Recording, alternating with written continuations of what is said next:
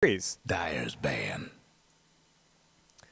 All right, so some pretty basic stuff coming out so far. The Doom ban coming out from the Radiant's Sneaky ban. Nyx Assassins. Now, Viper gets taken out from Black Sheep, which is interesting to say the least, but TC has been playing Viper a lot recently, and, you know, we've got Lust standing in this game, so that could Dyer's also ban. be a respect ban for Lust, but they're going to go ahead and Radiant's stick pick. back to the meta and get rid of the Lycanthrope and the Death Dyer's Prophet. pick. And what that does do is it leaves the Brewmaster in this game. Banning out the Viper like that kind of makes it so that it's impossible to take out those really, really overpowered or thought to be overpowered heroes. And I imagine Black Sheep or Dream Destroyers knew that they were going to be picking up the Brewmaster as they did first ban the Doombringer. And they say, all right, we're fine with that. And we're instead going to pick up the Skywrath Mage, who works in a very similar way to the Doombringer, in that he can silence up the Brewmaster and make sure that that primal split does not come off, as well as having the ability to drop a metric crap ton of magical damage out to make sure that Brewmaster doesn't live through that silence. So you put down the Ancient Steel, which is a very respectably long amount of time to be silenced. And then, well, the rest is history. You just burst him down with that insane magic damage. You steal all of his auto attack damage with Razor. Not that it makes too much of a difference once that primal comes off, but it'll help Razor just burst down the Brewlings if it does go off with that something like 150 damage stolen. I think level 4, what, it goes upwards of 220, something like that. I don't know. I could check the skill right now to look. It's 8 seconds of Link with 28 seconds drain rate at level 4. So you think about 3 times 8 or 30 times 8, 240, 220. Yeah, it makes a little bit of sense. So a lot of damage going to be coming out from that. But aside from that, we're going to be seeing what Sneaky Nyx Assassins go for next. Now, Shadow Shaman's still in the pool. Witch Doctor is also still in the pool. And they're going to go with the Shadow Shaman pick. Pretty standard. Nothing too different about this one. Now, they're going to go ahead and get rid of the Faceless Void. So a little bit of hate shown to the guy with no face. And, you know, that is a pretty good ban when you see a Skywrath Mage on the other side of the field and a Razor both go very well with a Chronosphere. Razor pops off his static link. You can't run away from it if you're stuck inside the Chronosphere, and, well, you also can't run away from the Mystic Flare. So, Faceless Void, pretty good against the Brewmaster in that respect. The long lockdown will keep him for down for a very long time, and ultimately. Yeah, the Chronosphere is his ultimate. It would shut down this Brewmaster. So, with that out of the field, they feel a little bit more comfortable running this Brewmaster. Dyer's ban. Centaur Warrunner, Nature's Prophet taken out by the Black Sheep, and Earthshaker taken out by Sneaky Nyx Assassins. But, yeah, we'll just see what they want to go for the next couple or picks and bans. Some pretty standard heroes left still in the pool. And, I mean, we got your standard picks, like, again, the Witch Doctor still in the pool. Earthshaker did get taken out, which I was going to say, but I completely forgot about that one. 10 seconds to go. 5 seconds. Nope, I think we're having some technical difficulties with Twitch right now. It looks like the stream is kind of fuddling with itself, but I don't know. We'll wait and see if it becomes a problem. I don't think, like, my upload speed is looking really good. 0 dropped frames, so I'm looking really good on my end. Any lag that might be experienced could just be on Twitch's end. I don't think there's actually too much going on right now, so I wouldn't see what would be causing any extra traffic, but we'll see. If it stays looking good, then there should be no problem. 10 seconds to go. Sand King picked up by Black Sheep here, and there's another kind of sane support or common support getting taken into this game. And I mean, Sand King is really good. He's like your Earthshaker in that he's a support that really his stun is the main thing about this hero. And aside from the stun, I mean, the rest of his abilities are great. Sandstorm allows him to farm up the jungle a little bit, and Caustic Finale, maybe if he's laning as a core, it will help a lot, but ultimately that spell doesn't get picked up too often as a support Sand King. But the stun is great. In the early game, it is the longest multi-target stun in the game, if I remember correctly. It's like it's a really great stun, and although it has an incredibly small range at the beginning, it becomes a monster to deal with. You pick up a blink dagger, and then the stun at level 4. The initiation range is crazy, and I've also seen him to pick up something like a force staff on top of that, the blink dagger, and then you get something like a clockwork hook level initiation coming out from the Sand King, which is incredible. And I mean, it also helps the epicenter. If you can keep everyone within that epicenter for a long amount of time, and that's coming off of the Burrow Strike, then it deals a ton of damage. So Sand King, the epicenter, kind of like the Echo Slam, the Burrow Strike, kind of like the Fisher. They're not the same hero, and they end up becoming very different in the early to mid game, as Earthshaker, more of a roaming support, can deal with being level 1 5 to 8 minutes into the game, as he makes up for it very quickly. But the Sand King, he has to get his level 3 or 4 out very quickly, and once that gets out, then he can go ahead and farm up the rest of his XP and gold at a pretty high rate in the jungle.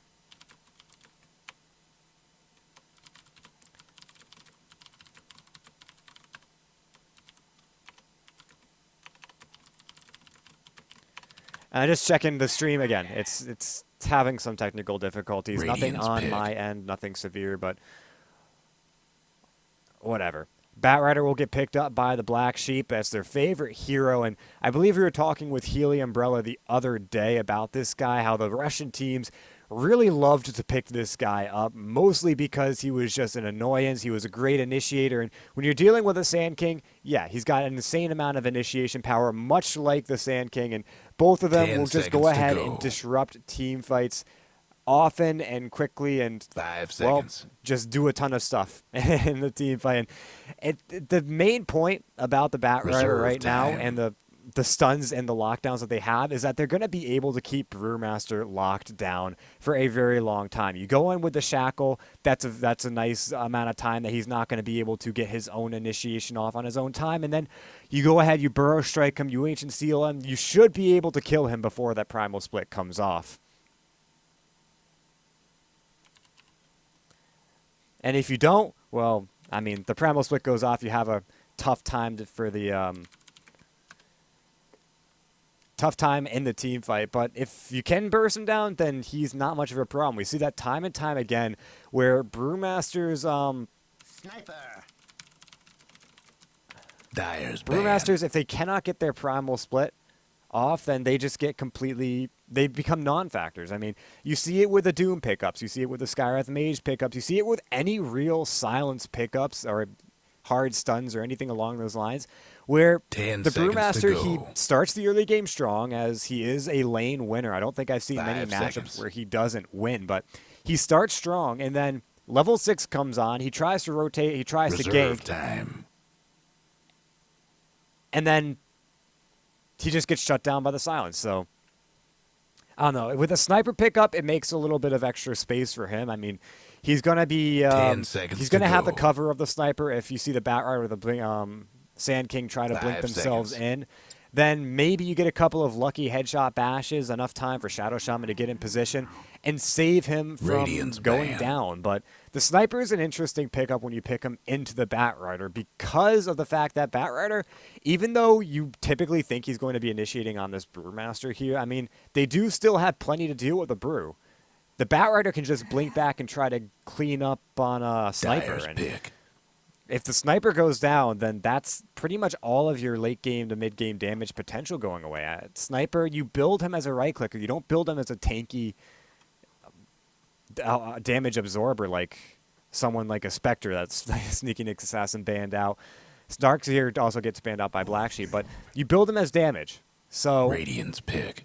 If he gets taken out, it's going to be difficult. But they pick up the Elder Titan, and that's going to go up against the Morphling. That was an instant pickup against the Morphling. Whether or not this is anticipated or not, Elder Titan goes incredibly well against the Morphling. 35% of the damage of the maximum HP. So if Morphling goes ahead and tries morphing to get out of dying, the Earth Splitter from Elder Titan is going to just clean him up, no problem. So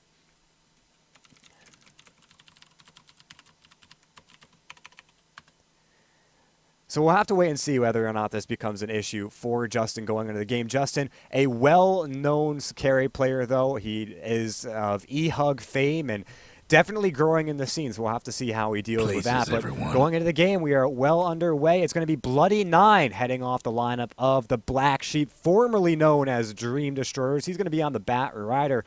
We've got Justin on the Morphling, as we said, of E-Hug fame. WWD on the Razor. Up top, it's going to be Fanny on the Skywrath Mage, and B-Kid will be our Sand King for the day. Meanwhile, for the sneaky Nyx Assassins, it's going to be IX Mike 88 on the Elder Titan, our famed off-laner of Liquid. Carry of Liquid is going to be Sniper TC, and he'll be taking up that mid lane one position role. Sna, the namesake, or the old namesake of the Sneaky Nyx Assassins, now their carry slash two position player 30 seconds on the to showtime. Brewmaster. It's going to be Fluff and Stuff on the Murata, looking for those fluff arrows, and Lust, or Before 550, will be on the Shadow Shaman.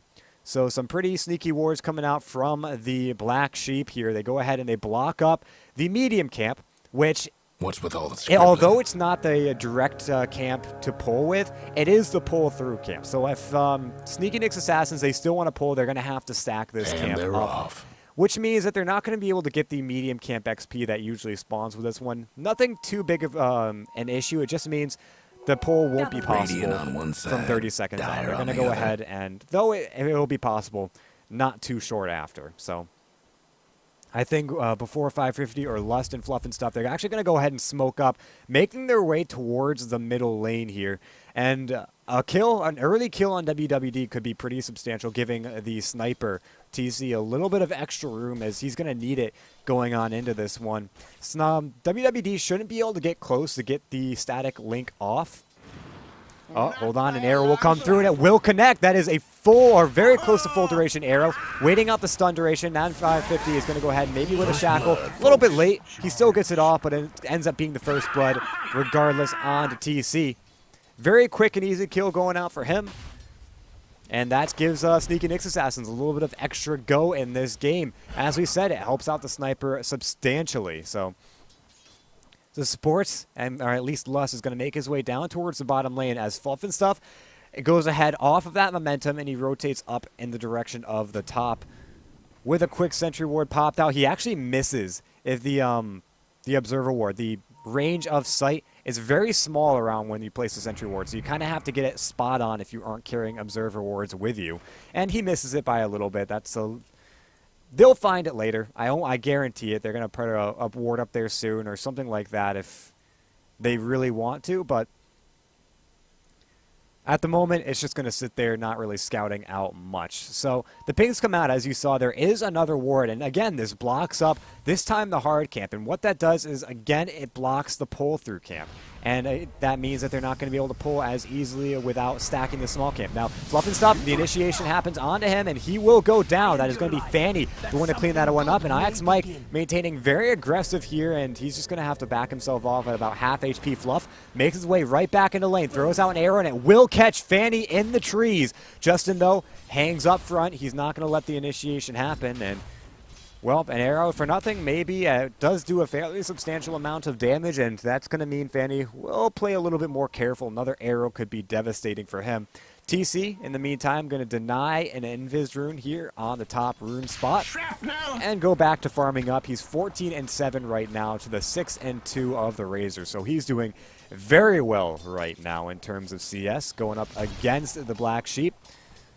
Lust, though, he's made his way back towards the bottom lane, as we mentioned, and he's just going to be sitting here playing the zoning support. And what that means is he's going to be keeping Bloody 9 off of the lane, making sure he doesn't get XP too fast. But the damage has been done with the 1v1 lane. Bloody 9 already got his level 3, and if you really try zoning him out, a couple of extra napalm stacks on you, and you could end up just as easily giving up a kill where there shouldn't have been. So it looks like Lust respecting that one for the time being. He's going to try to pull right now, and we didn't mention yet, but they did end up dewarding this the medium camp. So it will be spawning, and they're going to be able to pull through with that. Sna, in the meantime, has 5 stacks of sticky napalm, and unless Lust can come in here soon, he is dead, and he will go in with a shackle. Sna turns around with a thunderclap, and is now going to soon turn the initiation around. They could have chased for a couple of extra auto attacks, but Sna was running really low, and those napalms are not something that you want to play around with. Don't play with fire, I guess, would be the point to take away from that, as we see a nice golden Roshan coming in towards TC. He'll be bottle crowing off. The plasma field damage starting to stack up. He needs that extra sustain in lane. And ultimately, he's not going to be going for Rune. Sniper isn't the quickest hero, and he goes boots first, but WWD is a little bit faster and will be able to get those runes a lot easier. In fact, gets very lucky with an illusion rune spawn up top. And actually, an arrow flies out, and it will connect onto the illusions. WWD popping that one to evade it. And he'll just send the illusions in to get some extra chip damage onto TC. Nothing huge or substantial. Bloody 9, a shackle onto him. But with Firefly, he's just going to be able to walk away. Taking a lot of damage from the creeps during the duration of that shackle means he's going to be sitting sub-half HP, has his bottle, 3 charges ready to go. So not too worried about it right now. But a Thunderclap in on that one would have been devastating. Unfortunately, Brewmaster Sna doesn't quite have the mana for that one. And it looks like they're going to devolve into 2-1-2 lanes right now. I mean, we mentioned how Lust was going down towards the bottom lane, and Fluff and Stuff made his way towards the top. Figured it was going to be a quick, you know, gank once and done thing for Fluff and Stuff, but he's sitting pretty comfortable up here. And I guess this is their way of saying, okay, we want to get as much XP split up as possible, and we don't really care about having one hero over-farmed from another. All we care about is having TC get those levels quickly. So that 2-1-2 lane is going to help out with that, but Fluff being a roaming support will help Elder Titan a little bit more than he would get if it was a straight-up 2-1-2. But it's the fact still stands that Bloody 9 is going to be getting a lot more than IX Mike will. And Fluff and Stuff going to toss out the arrow, and it will connect. Another great arrow coming from this Mirana. WWD, the Assassinate, will fly out, and he's just going to go down really quick and easy. That's an extra kill for TC, making him 2-0 on this mid lane sniper. Not too shabby when you're talking about snipers. They work the same way as any real late game carry, where they start out strong. The Assassinate damage boosts their overall ability to get a couple of kills, and whoa, what the hell was that? Shadow himself, maybe? I think I saw Bloody 9 in the jungle, so a deny would have been amazing right there.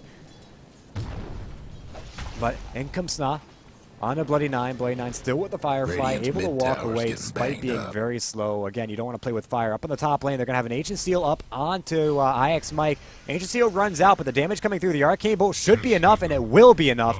He goes down, giving credit to Fanny here on the Skywrath Mage.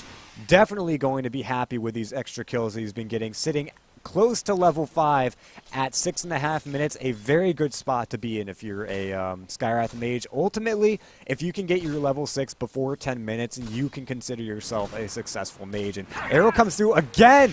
WWD gets hit by this one, and the Assassinate will fly out again, and he steals some damage, but it isn't going to be enough. TC with a killing spree already in this game. 7 minutes make it 3 for 3. But ultimately, Sniper getting kills is really devastating. Tread switching up to get that extra bit of mana efficiency. And hold on, Fluff going to be walking into the wrong neighborhood, but what the hell? B-Kid, little late on this one, but the Ancient Seal on the concussive shot. Fluff and Stuff should drop. Now B-Kid is seeing a little bit of trouble. He drops the Sentry Ward to spot him out in the inside the Sandstorm, and they drop the Sentry of their own to go ahead and deward that for a little bit. They do not want to have to worry about having detection across the map. And Bloody 9 looks like he got aggressive in onto Lust again. But Lust, with the shackles already used, can tell a little bit of the story right there. Probably shackled them underneath some neutral creeps, and it dropped them very low. One extra Ether Shock probably could have dropped into a point where 1 or 2 auto attacks would have killed Bloody 9. And I guess that's why you see him running away from the Shadow Shaman. As Lust will just go ahead and stack up to farm up some creeps here. Not exactly stacking, actually. A little bit of an issue for him. No, he's probably going to clear this one up. Needs to pop an Ether Shock if he wants to, and nope, will not end up stacking either camp. So I guess a little bit of either mistiming or not quite respecting the spawn boxes, as I know this one's pretty big somewhere like out that far and down this far. Dire's Actually, top no, because this tower's magic getting bush beat will down. block it, so it's got to be all the way out here. It's a crazy breaking spawn through box. the The dire radiant ones structures are for just now. incredible. And meanwhile, Dire's Justin top having a little bit of trouble in the top tower, lane. I you know hear the a drill. static link, though. It's going to be WWD. It looks like he linked up Fluff and stuff. But Fluff, leaping and down the cliff, should be able to be just fine for the time being. And overall, it's going to maintain around 3 for 4 here. And Dire's mid ultimately, tower won't last much I mean, it's longer. not a passive game, but it still hasn't hit about a kill. It still is just below the kill per minute threshold. So what we can call a slow game in the business as Sniper. Dire couldn't Oh, hang on to that mid oh tower. man. WWD missing the denial to the shrapnel. That is a little bit of extra gold that probably he didn't have to give up there. So TC, a very nice timing on that shrapnel, getting that last hit, and he'll be taking that one to the bank. He's level 8. He's got his drums ready to go. And he'll just go to the jungle, farming up a little bit of extra gold right now while the wave pushes up onto the enemy cliff in the mid lane. IX Mike could be in a little bit of trouble here. Some Mystic Flare and Ancient Seal to go out, and then the waveform comes in. Morphling gets the auto attack off to get the kill and puts himself at 1-0-2. So he's doing fairly well right now, sitting on a ring of health. And he'll be looking for his Lincoln Sphere quite soon. Bloody Nine, meanwhile, the first primal split of the game. An arrow flies through, fluffing stuff. He's got a sniper on his arm, man. He's getting every single arrow I've seen this game. I think only one has missed, and even that one hit an illusion that was spawned just in Dire's time. bottom So tower's getting the business. very great, very nice play coming out from this Marauder. Fluff and stuff doing wonders in this game. We'll The see Dire best if do it helps something him about out that in this bottom tower. one, as it won't really do much versus a Morphling. Getting a long arrow, 5 seconds, he'll still be able to more strength and Guess what's probably happening get to himself Dire's out of there. bottom An arrow, tower? what the hell? B-Kid taking a long-range blind arrow here in the enemy jungle by the Ancients, and well, just some either really great game sense or I don't know what you'd call that. That was just a great play coming out from Fluff, and they weren't able to really capitalize on it, but still doing incredibly well. Very great play from him. Radiant's We top see there's going to be a tower's Burrow in Strike bad onto shape. Sna. He will That's take a 4 in a Mystic row. Flare, and that'll be the end of the Brewmaster. Starting to regret all those drinks he's been having. But they do end up getting an Radiant's extra kill. top tower's Now hurting. mid-tier 1 already down. It looks Dire's like 3 mid heroes tower grouped could use a up to little try to help. push into tier 2. And it's taking some substantial damage right now, already at about a 10th damage. It's gone and Radiant's still top climbing. They've got tower the is siege taking creep in on hits. this push, so it's going to continually be putting rocks into this tower. Hopefully going to be bringing it down soon. But Blade Eye in the Radiant's meantime, bottom he's tower's farming seen up better the enemy days. jungle. He's going to be coming toe-to-toe with Lust right now, who gets the shackle off. Now in an Astral Spirit, and the arrow flies through. Bloody Nine will go down to one chop from the stapler of IX Mike there, and well, 5-6. Black Sheep are maintaining a lead in the kill score, but sorry, not IX Mike, Sneaky Nick's Assassins are not too far behind. Sneaky Nick's Assassins have actually gotten themselves a nice 1,500 Dire gold best lead do XP, something though. about that About bottom 1,000 tower. in Black Sheep's favor, and it looks to be jaunting up a little bit at the end, but nothing Dire's bottom amazingly tower got blown to bits. impactful at the moment. TC pushing up the bottom lane. He will grab himself a Yasha at about 12 minutes into the game. Drums Yasha. No phase, opting for the Treads build instead. And, you can respect this one. Treads are a decent item to go for extra attack speed over damage. And usually if you're building Sniper, attack speed is one of the more important things to do. So where some people will go for the phase to grab that extra damage, and that is not too poor of an item choice. It helps give you a little bit of extra movement speed if you're lacking it on it. But the auto attack damage, it looks like TC is prioritizing here, and that's going to help him get a couple of extra headshots off. Maybe that mini bash will secure him 1 or 2 more kills, and ultimately, I think it comes out to a very equal amount of DPS. It's just whether you prioritize move speed or attack speed that ultimately makes the difference. So we have smoked up in the top lane. IX Mike, Snot, and Lust ready to go. Snot will reveal, and Lust will as well. They drop the wars. They want to go ahead and just commit everything to this tier 1 tower.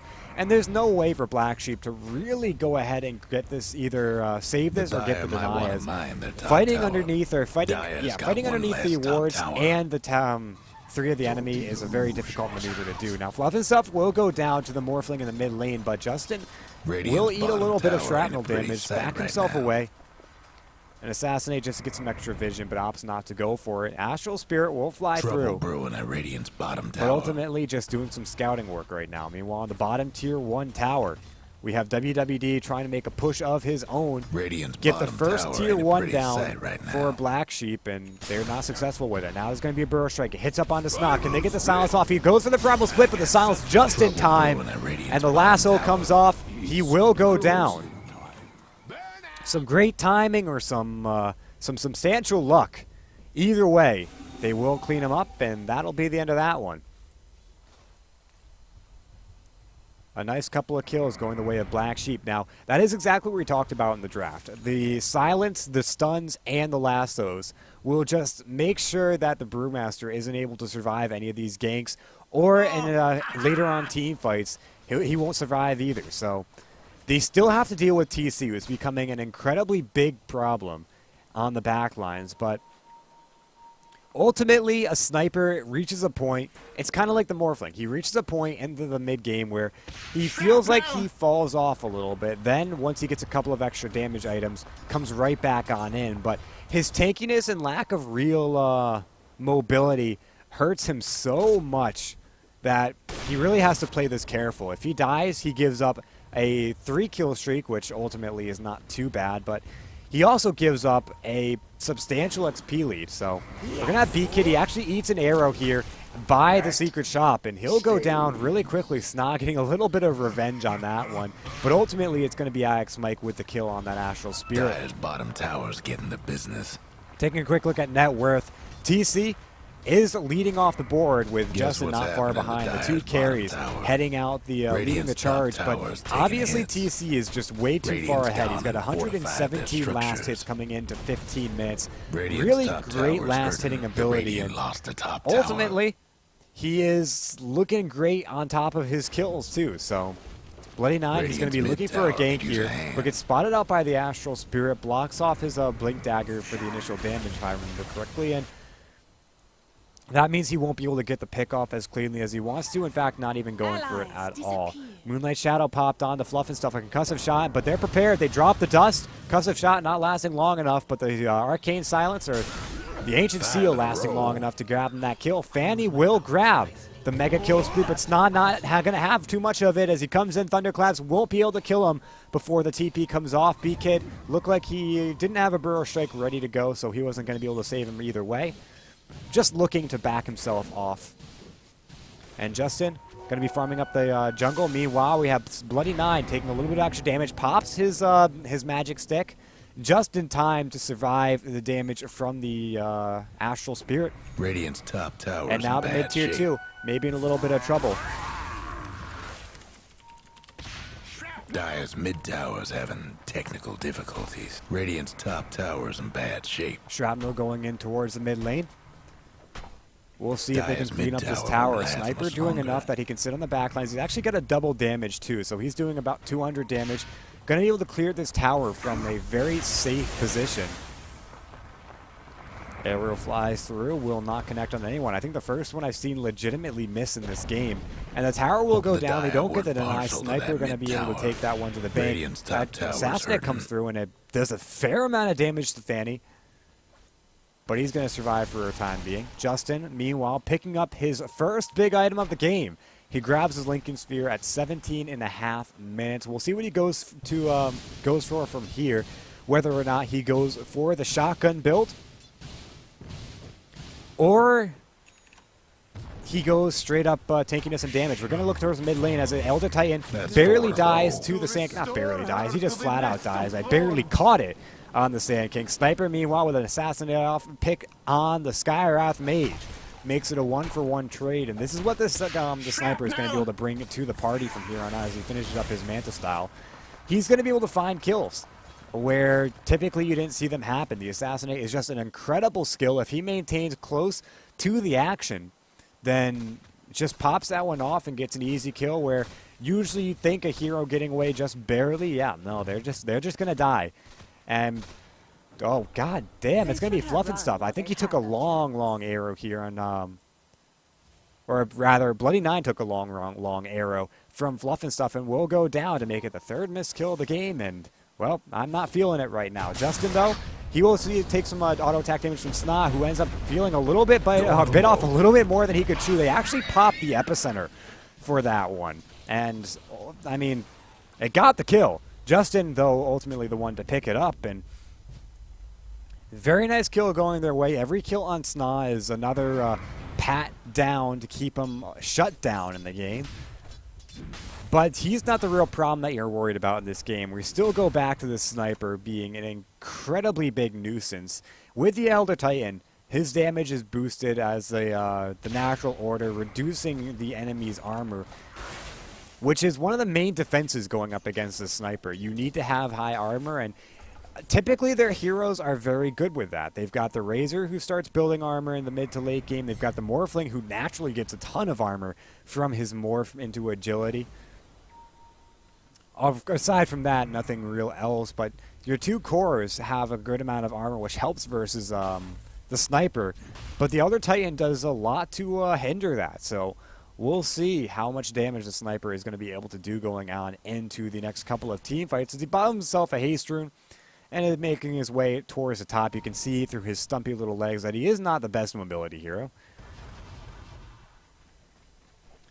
But in the mid lane, it's going to be it will look to be a little bit of a standoff going in between IX Mike and the Black Sheep. But they back themselves off, content to farm their jungle.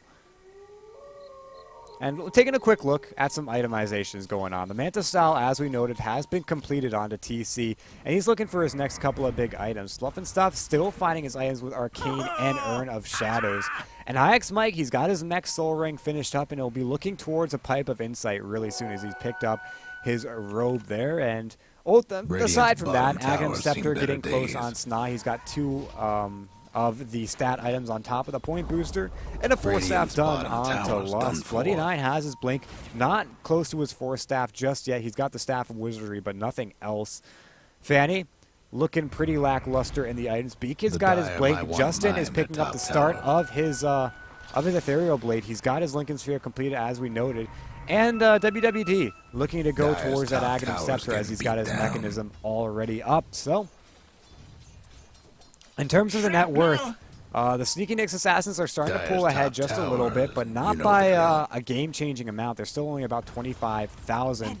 XP, though, still in favor of the Black Sheep. Now, a Moonlight Shadow goes out, and it could be the initiation. Fluff and Stuff is standing in the fire of Bloody Nine, ready to go. Thunderclap out into Bloody Nine. The arrow will fly as well to grab the kill. Sna actually gets the credit for that one. And that's a Moonlight Shadow popped for your Batrider. Justin, though, getting very close. He wants Fluff and Stuff. Will wait for him in, but not long enough. He ends up popping out an Adaptive Strike, going for the blink, or sorry, for the gem. But Sna barely picks that one up and grabs a TP to boot. So, not exactly a trade-off that Justin was looking for. He still gets a kill, finding one where you seem to be none. And looking at the kills, actually, we see a 4-0 on both the Morphling and the Sniper. So Justin is actually catching up pretty substantially to TC here. And that's going to be a major problem if, because I would say when it comes down to it, the Morphling will outcarry the Sniper. I mean, Sniper, he's got the raw auto attack damage. You can't take that away from him, but so does Justin. The kicker is that Justin's going to have so much more magic damage, and it scales more and more into the late game. Assassinate is flat damage, will not scale too much aside from leveling up to level 3. And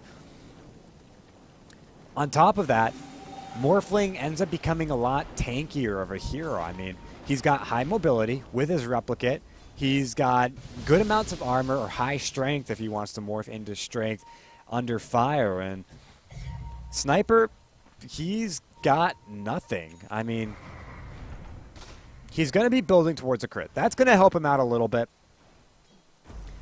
But when it comes down to it, it's going to come down to whether or not they can isolate the sniper, or Black Sheep can isolate the sniper, because I'm not quite sure Sneaky Nick's assassins are going to be able to isolate Justin here on the Morphling. But we'll have to wait and see. One tier 1 left standing on the side of the Sneaky Nick's assassins. Meanwhile, the Black Sheep have lost all of their outer tier 1 towers, which, if I'm getting this stat correct, it's something like an 80% win rate, losing all your outer towers by this point in time. So, despite having XP advantage, they're looking at an uphill battle right now in terms of statistics. And it looks like Sneaky Nick's assassins, they're going to say, screw dire advantage, we're just going to go for the Roshan. They've got Hut TC in here, and they've got the wards dropped down. This is going to be a Roshan. I don't think the Black Sheep have any idea this is going on. And they just drop a free Aegis, and that will be TC picking it up. So isolating the sniper just got way, way harder. Shadows, take us. Moonlight Shadow popped out. It's not looking to Radiant's go mid on tower's into coming the apart. illusion. And now in comes Bloody 9. He's going to go initiate onto TC. They need to pull him down once and twice quickly. They pop down the Mystic Flare, but it's a little out of time. B-Kid blinks into the trees. Another mistake going their way. Earthsplitter, though, seems to be off the mark for the most part. Now in comes Lust. He's going to go ahead and shackle WWD, and they should be able to clean him up really quickly. TC, the one to grab that kill. Justin hanging in close, trying to get some extra damage off, but ultimately he's going to have to back himself off. Looking for Fluff and stuff. Away for him comes in. B-Kid takes an assassinate. A Thunderclap and Urn will fly out. B-Kid not going to be able to survive this one. An arrow flies through, and it will catch Fanny. Justin having to morph strength, but Fanny will go down, and Justin has to wait for him up onto the high ground to make it a 4-0. The Black Sheep just getting out-executed and out-fought. A buyback comes out from WWD as he doesn't want to lose his base just yet. They know the Aegis is down onto TC, and they're not afraid to take another fight. Unfortunately, I don't think Sneaky Nick's assassins are afraid to take a fight either. They're just happy to slow siege down this tier 3 tower, and there's nothing they can do to stop this. In comes Bloody 9, but not really finding anything. And well, IX Mike, oh, are they having lag? We'll go ahead and check it out. Yeah, a lot of lag going on both ends. So we're going to let them give a free pause going out to everyone as lag issues get sorted out for the time being. But the tier 3 tower has fallen. And what that means is it leaves the racks open, I guess, would be the most simple thing to say about it. Leaving the racks open leaves so much for this sniper to do. They're 25 minutes into the game, arguably one of arguably TC's peak right now. I mean, he's gonna have his Daedalus finished up soon, and okay, not his peak, but the start of something big. I mean, this is where if you lose your first set of racks right now, you can pretty much guarantee your base isn't going to live for too much longer, because in comes TC, going to be ratting you out, doing whatever he can to just burn down towers when you're not looking. You think there's a fight going up on top, ends up being a 4v5. You've got TC chipping away at your tower. Even if he is up top, you take the fight right in this area, you've got TC sitting right around here, just going ahead on your tower, and you can't do jack about it.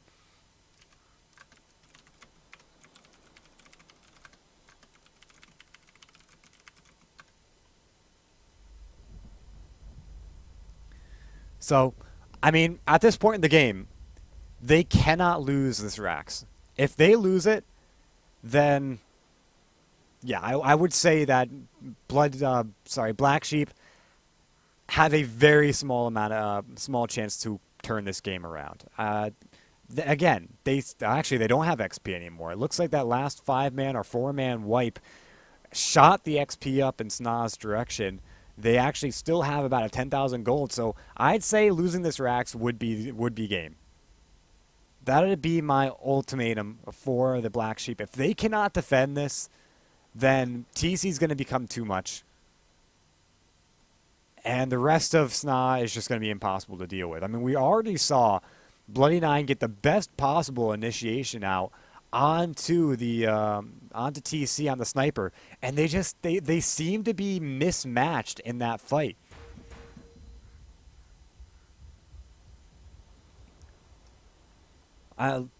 Just to give a quick recap, going back into that one, you saw that they shackled or they lassoed up TC, they pulled him away, and then you just saw a comedy of errors come through where the Mystic Flare missed. They popped it down a little bit too early as Bloody Nine was still pulling TC away. In came the Sand King. Trapped himself in the trees, was not able to do anything else on top of that. And now it looks like the siege is going continuing on. It actually, they backed themselves off. I guess there's a little bit of a respect play going out. They want to be careful of the counter initiation, as there was plenty of time for Black Sheep to sit there and think about exactly what they were going to do and plan it out. So a little bit of a respect back out, coming out from the Sneaky Nyx Assassins, and they'll be content to just play the farming game right now. They're not worried about Justin. Unfortunately, Justin did end up completing his shotgun. So that's going to help give him a ton of extra damage and a ton of burst potential. I think shotgun, I hate to do the math right now because I don't think I can, but it's going to have sniper. It'll probably have sniper, which a shotgun at this point you want to be able to just clean him up, but the sniper built smart. He built drums, he built Mantis style, and he's got treads on top of that. He is really, really tanky for a sniper at this point in the game. 100 or 1,500 health is in his pot right now. He's only just shy of WWD's health on this Razor, and Razor should be out tanking sniper at this point in the game. So we'll have to wait and see if this shotgun is going to be able to turn the game enough that the Black Sheep can win. To be honest, I put my money on saying that Black Sheep have already lost this game, but it could be what they need. A quick burst, maybe onto the Shadow Shaman, or clean up Sna really quickly and then go for the initiation onto TC. Maybe they can take a good team fight off of the back of that. And I think this is where it starts. They're going to go ahead and group by their Ancients, and this could be their smoke attempt coming out. Taking a look at their inventories, it doesn't look like anyone has a smoke, so they're just grouping around as 5, fearing the Moonlight Shadow initiation.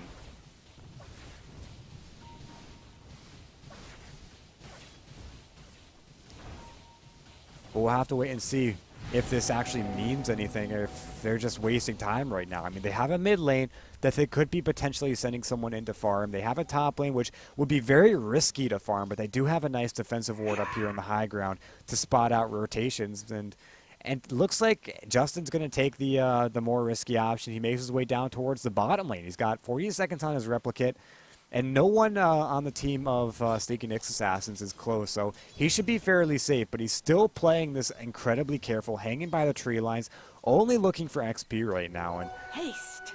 ultimately, this could be a attempt to try to catch someone out that might be trying to farm. Now he comes in, maybe looking for the bait attempt, as there are no wards to spot out the rotation of the Black Sheep. They just have to be careful not to get close to this Radiant ward right now. As you can see, the vision extending not too far. Vanish. And the Moonlight Shadow finally gets popped. Radiant's bottom tower. It looks like they're going to take the long way around, and they're going to spot out maybe Bloody Nine. No, they go down towards the bottom tier 1 tower. I don't know if Black Sheep know if the Moonlight Shadow has been popped. The Astral Spirit will spot out Bloody Nine as you see the pings come out, and now on Black Sheep. They're going to go ahead and group up, but Bloody Nine, he takes an arrow. In comes Lust, looking for the Shackle, gets the Hex. A Primal Split will come off. No silence for him. Fanny just going to get cleaned up. The gem hits the deck. Now it's going to be Razor. WWD put up into the air with the Twister, and he'll get stunned, shackled, dead. TC in the back lines taking no damage whatsoever, and the Black Sheep have just been sheared. They are gone out of this world, and you leave it up to Justin and B-Kid to get the defense here, and I'm not quite sure they're going to be able to do so. No buybacks on the side of Black Sheep, and now a full-on push into the mid lane. Sneaky Nyx Assassins, they're going to go ahead and press their advantage on this one. 10 seconds for the Bloody Nine and for Fanny. But still an entire 30 seconds for WWD, and they breach the high ground. They're ready to go. drop the wars, and Ain't sayonara looking Rex. good for the Dyer's mid-rack. And quite possibly Black Sheep's last chance in this game. They're going to go ahead and lasso Sneaky Nick's Assassins, or Sna. They will Mystic Flare him, but Primal Split was already down, so they wasted a lot into killing that one. TC will go ahead with the Assassinate up. They had the the Astral Spirit up close to that one, so it actually did a little bit of extra damage, and well, there's a kill. Black Sheep, it's 14-17 right now, and the Golden XP grabs have just reached a point where you gotta look and wonder what Black Sheep can do on into this game, and I'm willing to bet that they're going to continue to fight this one out, and probably because they already are, and partly because they still have a Morphling. Granted, they have a Morphling going up against a Sniper who's already reached critical mass with the pickup. Oh, hold on. It's actually just in a lot of trouble. He will go ahead and hit himself with the Ethereal Form and the Ethereal Blade, but he will get shackled, and in comes the Air Splitter. Dead. Sniper actually goes ahead and gets the kill before the Air Splitter gets off, but the Air Splitter would have been enough regardless, and Morphling will drop. That's his perfect game so far, falling to pieces. Now an Assassinate comes out to grab some extra vision onto Bloody 9. Ern will fly out, and a TP. Can they get the stun? It will matter, maybe. Yeah, no, he's fine. For the time being, at least. And push into the bottom lane. TC ready for a next slow siege on Arax.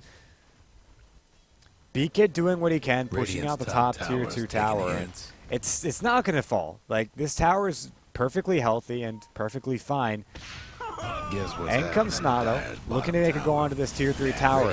B-Kid or Bloody 9 will find 550. Lust goes down without a sight, out of mind, and the war is still popped. In comes the epicenter. B-Kid trying to go ahead with the Sandstorm to get himself out of there. He will pop the dust to try to keep the Moonlight Shadow from getting away, but they don't even need it. They just clean up WWD and they go after the racks. Racks have already fallen. The Glyph being spent. Justin back in 5. This is their last chance to really do anything. If Justin can get a wipe here, then they're looking good. But it all comes down to him at this point. I don't think even he will be enough. He comes into the game, and Sneaky Nick's Assassins, they're not even going to give it to him. They back themselves off. They got what they came for, and they're just going to leave.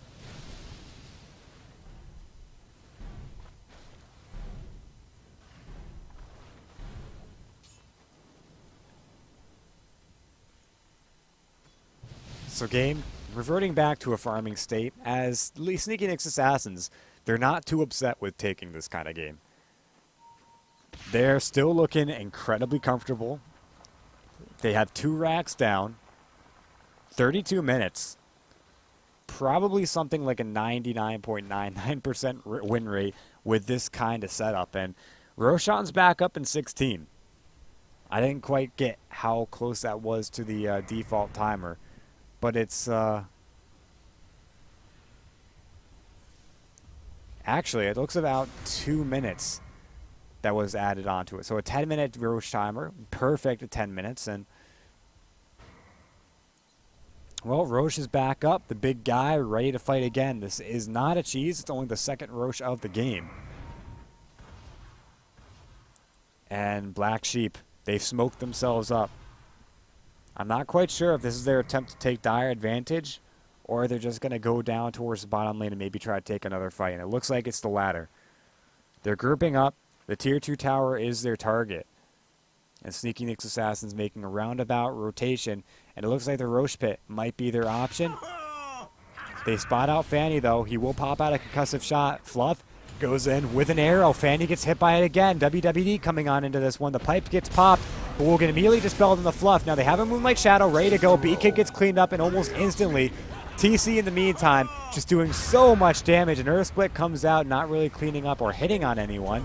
WWD will get tornadoed up and he won't be able to TP out. He just goes down, no trouble at all. Fanny will get the TP, but the GG's called and the tap out commences. GG, well played to both teams, but Sneaky Nick's Assassins just taking a little bit further in game 1.